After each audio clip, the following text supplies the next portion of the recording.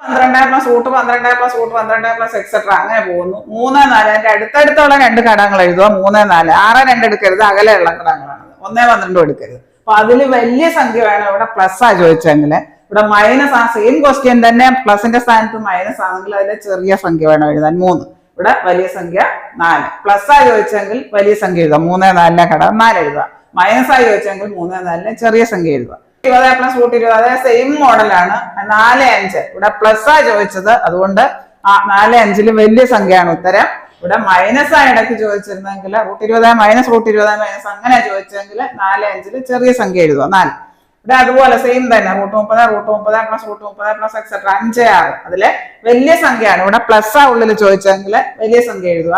ആ സ്ഥാനത്ത് തന്നെ മൈനസ് ആ ചോദിച്ചെങ്കിൽ 5, 6 ഘടകം തൊട്ടടുത്തടുത്ത സംഖ്യ ഘടകം 30ന്റെ 5, 6 10, 3 എടുക്കരുത്, അത് അടുത്തടുത്തല്ലല്ലോ 5 ചെറിയ സംഖ്യയാണ് ഉത്തരം. അതുപോലെ 56 root 56 plus root 56 plus etcetera 7, 8 ഘടകം അടുത്തടുത്ത ഘടകങ്ങൾ 8 എഴുതണം. പ്ലസ് ആ ഇടയ്ക്കെങ്കിൽ ഇവിടെ മൈനസ് ആണെങ്കിൽ 7 എഴുതുക.